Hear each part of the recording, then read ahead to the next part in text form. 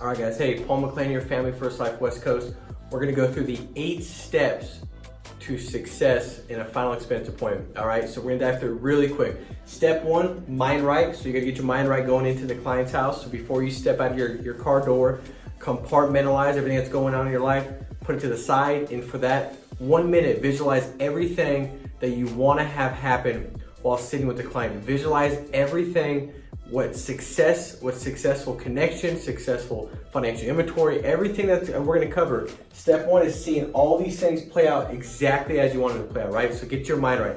Very important, right? If you don't have that right, none of the other steps make any kind of difference, because you might say the right words, but how you say it, right? How you say it is what matters. It doesn't matter what you say, it's what they hear. And that's gonna be a direct result from you having your mind right, all right? Second step, who you are. So I build rapport, connect with the client.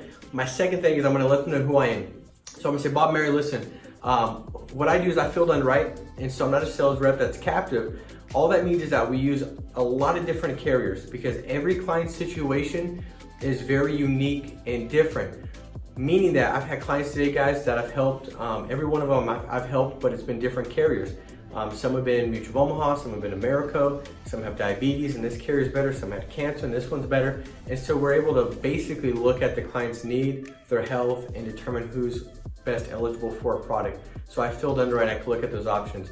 The big thing with it also, Bob and Mary, is that these are state regulated programs. So a lot of families I talk to, they say, Paul, we've looked for protection, we want life coverage, we know we really need it, we're not confused about it, but we can't find anything that's affordable for us. We can't find anything that's within our budget. And the good news is, because these are state regulated options, about every family I sit with, guys, we can find a plan within their budget, which is great news. Okay, let me pause there. Why do I do all that? For one, a lot of what I'm saying is every client I've helped today, everybody I've sat with I've helped today. So I throw that in there, which means that everybody wants to do what everybody else is doing, that whole herding concept, right? And so I'm letting them know, like, everybody I've sat with today, I've helped, which means that it'd be weird if I didn't help you. People want to do what everybody else is doing. The second thing is I take away the whole shop around objection by covering that in that way. We use all these different carriers, right? I also take away the whole thought process that, man, this guy's a sales guy and he's just saying stuff for his own good, not for me. I take it away by saying I'm not a captive salesperson, guys. I simply filled underwrite. And I can look at all these different options and carriers. So that's the other thing I do, the second part of why that's important. Third part of why that's important, that makes a big difference, is I'm proactively overcoming the fact that in their mind, they don't think they can afford anything. If they can't afford anything, they don't listen to anything I say. If they're convinced that what I'm gonna show them, they won't be able to afford, it doesn't matter what I say, they're not listening. So I proactively overcome that by saying, guys, listen, most clients I sit with, they're looking for life insurance. They know they need it. They know they want it, but they're like, Paul, I can't afford it. I can't pay $250 a month, $350 a month. The good news is, about everybody I sit with, Bob and Mary, that's on a fixed budget, probably maybe like you are, it's fixed income. About every one of them, we can find a plan within their budget, because these are state regulated options. So all I'm doing is saying, hey, it's okay. You can actually get a plan. We're gonna be able to help you today. Budget's not gonna be an issue. So I tear down that wall that they've built up, that they're not really letting me on the side of the table where I can be an assistant buyer, because they've got this wall saying, hey, we gotta guard ourselves because we don't even think we can afford this. So we don't wanna get emotional when you ask the questions. We wanna answer in such a way that's off-putting or it makes it seem like we don't need anything. I break that whole wall down, so there's now a vulnerability between me and them, which is how you can close a deal, because this is an emotional sell. And if they're not willing to let that go and start seeing this as something that they desperately need, and answering the questions and visualizing what it's gonna look like, you're not gonna sell it. Because the two main things to closing, helping families is building why, building value. When value exceeds price, people buy, right? And then also being assumptive. So that helps break that down. So a lot, point 2, you can say, that seems pretty simple. I want to tell you why I'm doing what I'm doing, so you can see the benefit of that while I'm sitting with the client. It's very important for me to do that every single time, okay? So point 3, the reasons why. All right, so I say, now guys, listen, most families that send this request back in, basically everybody I sit with, it's one of 3 reasons, or sometimes it's 2, or sometimes it's all 3. Most people that send this request back in, it's either because they want to make sure that when they die, their final expenses are covered, their burial expenses. So if they passed away tomorrow, they know that, the first thing that they're gonna have to think about is how do I bury my spouse? What does that look like? And guys, I've done this quite a while, and I could just tell you the last thing that they want to think about is when they wake up and they're going downstairs and they go back and their spouse is not moving and they're no longer there. The last thing they want to think about when the next morning they wake up and they've got to see their spouse's coffee cup where it normally sits and everything they become accustomed to, every bit of their daily routine and rhythm of their day is now forever different because their spouse is no longer there. The last thing they want to think about is, oh shoot, how do we pay for these expenses? Oh my God, what do we do? Who do we call? How do we get the money? What does that look like? They want to just know that it's taken care of. And so one of the most important things and number one reasons most people get protection is for that, to make sure that when they pass away, the burial's it's gone, it's taken care of. Because that's one of the only things you got to think about right away. Day one, you're thinking about that. So the second reason why most people look at the protection, send this request back in like you guys did, is income replacement. And this is really a big one because most clients realize that the income that they're on is pretty fixed. And so when their spouse passes away and that Social Security drops down, right? Bob, if client's making $2,000 and Mary, you're making $800, that $800 is gone. They want to make sure for a period of time, the last thing they want to think about is how to adjust their budget, how to figure things out, how to get by each month with a different type of income. They want to be able to mourn, to grieve, to recover, to move forward in a healthy manner. And so one of the main things as far as why most people get protection and life insurance, it's to replace income. That might be for a year, 6 months, 2 years, whatever that may be look like, but they want to replace that income, bridge the gap, and get through that. The third thing some clients are looking at, that might already have protection or whatever, is they want to look at leveraging their legacy. And all that means is that they say, Paul, listen, when I pass away, I want to leave something for the grandkids or the kids' college funds or to put them in a better position. Or some clients will say, we've got X amount in savings, or we got X amount disposable cash that just kind of, we either blow it or it goes into savings. We want to leverage that. So if we can take that amount and leave this amount tax-free when we die, why would we not? I mean, we're not going out and buying a new Lamborghini tomorrow. We want to leverage that. So those are the three main reasons why most people fill it out. Some it's all three. For you guys, was it more for the final expenses, income replacement, leveraging legacy, all three? What was of these three, which ones are the most important for you guys? So it's not is this important or why did you fill this out? No, I'm providing the options, and this is what everybody's filling it out for. There could be no other option but that for the most part. What's most important to you? So I'm already going through and attacking the why right after I've overcame all those objections proactively, guards down. Now I'm going and bringing up the why, the three reasons why they would fill it out.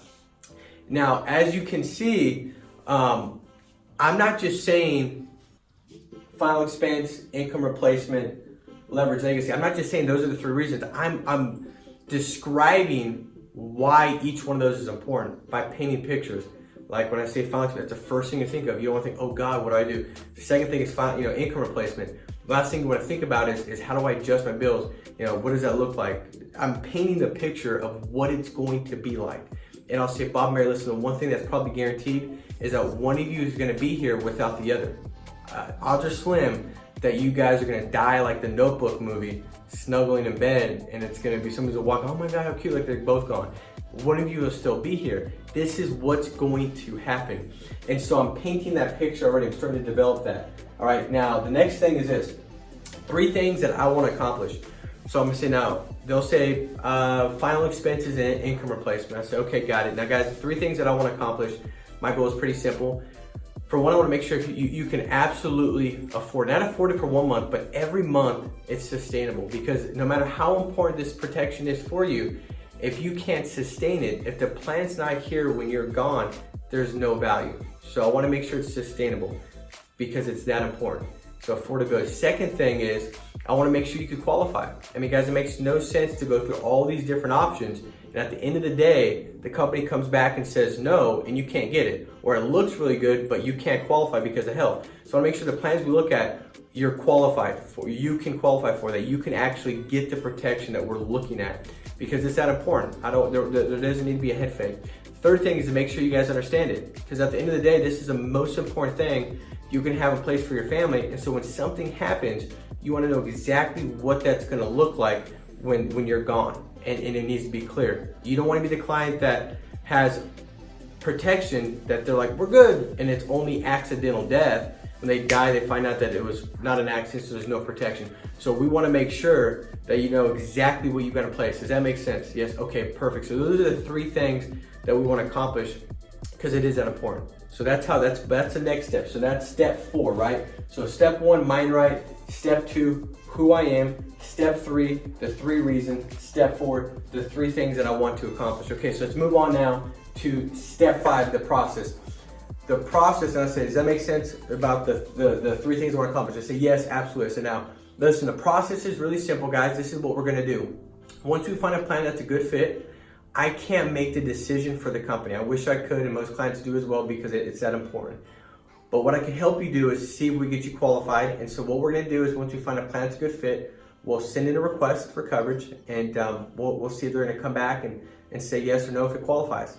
If they say no, you don't have to worry about it. Sometimes they do, because we're gonna go for the lowest risk. They do. You've got my word. I'm not confused on how important this is. I'll make sure we find a plan that will come back and qualify it. Once we find out that it's qualified and they say yes, we'll have 30 days to adjust it up, adjust it down, or just kind of leave it alone. But that's the process, and that's what we're gonna do, okay? Okay, great.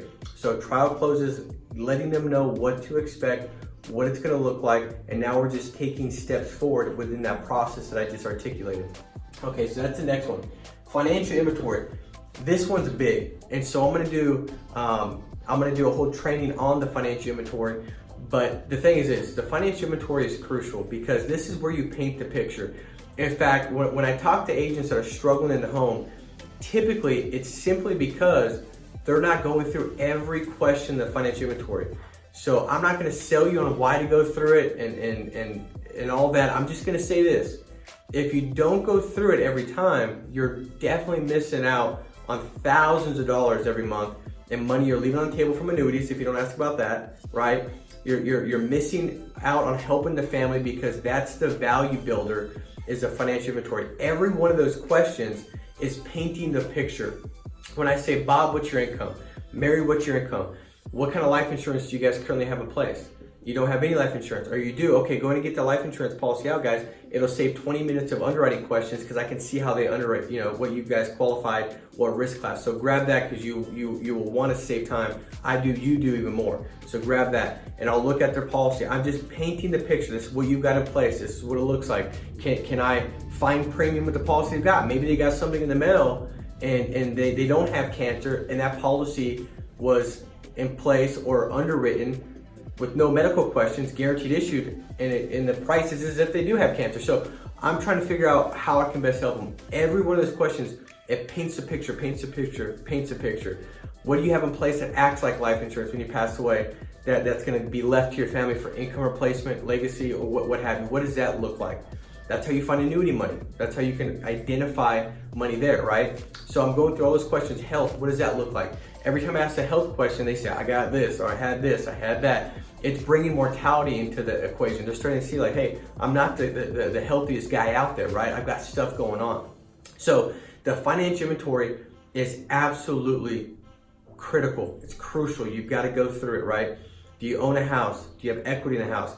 That's another value proposition, because you can start talking about protecting the equity by covering so many mortgage payments, right? Even if it's final expense, right? If they have a mortgage, you can talk about the equity conservation that they've got. So you want to go through all those questions. Now, once you've gone through all that, you've painted the picture. Now, this is where your close ratio goes through the roof. This is where you protect almost every client you sit with, is when you say, Bob, when you pass away, that income, and now when you pass away, that income of $3,500 a month, it drops down to $2,000. Mary, what does that look like for you financially as far as covering the bills, taking care of everything when Bob doesn't come home, when Bob doesn't wake up? How does that impact your ability to take care of everything? What does that look like? How do you cover expenses? How do you pay the bills? And I'm asking the question with sincerity. This isn't like a question like where I'm trying to say, It's not a manipulative way, or it's me trying to like say, hey, see, you really need this. It's me sincerely saying, like, what does that look like? This is a situation for you guys. And guys, every situation is different. But for you guys, this is what's going to take place. What does that look like? How does it impact you? Now, when I ask that question, every second in silence that takes place now from that question being asked and for them starting to answer it, they're living in that picture that I painted with the financial inventory. And the longer they live in that picture, the greater the value becomes.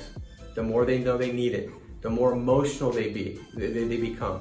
And I'm telling you, emotion drives motion, right? People make decisions 100% of the time based off emotion, and then they try to find logical reasons to support the emotional decision that they made, which is why you got to make this an emotional sell and also a logical sell. You get them all crying and emotional about it, and then you show them a price for $500 a month, and their income is $700 a month. There's no logic behind that, right? They'll cancel it within 32 minutes if you leave it. So it's both. But those questions make a difference. What does that look like? Would you have to move? Would somebody have to come in? Is there really no answer? You just don't know. You might just, you have no clue. What does that look like? And so those are the questions that make a big difference. And see, it's an uncomfortable question in the beginning. You get, you do it over and over again, it becomes like no big deal. It's just rhythmic. It's just a part of your normal. But in the beginning, you will not help the amount of families, and your premium will be lower and everything will be minimized if you don't ask the right questions. If you don't let them live in silence when you ask that question, okay? So financial inventory, big deal. Number 7, so quoting. So, I mean, I kind of have an idea of what their income is, and I'm not gonna show them like $400 a month, $300 and $200 a month if their income is, final expense and they're making $900 a month. That just doesn't make sense. So I might show them if they make $900 a month and I kind of have an idea of what their bills are. I might show them $175.50 if their income is real low. I'm going to, if it's $3-4 grand, I can show them $220. So if they make a little bit more income, like maybe they make $4,000 a month, I might show them $225, $175, or $130. So I kind of gauge that, and that's kind of how I'm going to show the options. But I got to be cognizant of what their situation looks like and kind of make sure my 3 options are within range, so to speak. The close. Remember when I said if you've got a good why and you're assumptive, those are the 2 things that will skyrocket your close ratio. So this is the opportunity now where you got to show that assumptiveness, right? And so I've showed the options, and now the close, point number 8, I'm going to say, so listen guys, we can't make a decision today because I don't know if it's going to qualify. But if we were to qualify, which one of these options do you think would make the most sense based off of budget and based off of protection? And I show them the options. They're going to say, I think that one would work the best. Okay, perfect. Go ahead and grab your driver's license. We'll see if we get you qualified there. We can always tweak and adjust it later. They grab their driver's license and it's done. And so that's the 8 steps to a successful appointment, right? Step 1, again, mind right, 1-minute goal setting. Step 2, who I am. Step 3, the 3 reasons why families fill this out. Step 4, the goal of the 3 things that I want to accomplish, my goal of being there. Step 5, the process. Step 6, painting the picture, getting them to live in the picture, the why, the value, the financial inventory. Step 7, quoting. Step 8, the close. So I hope this stuff helps, guys. Make it a massive week, and we'll talk to you soon. See you.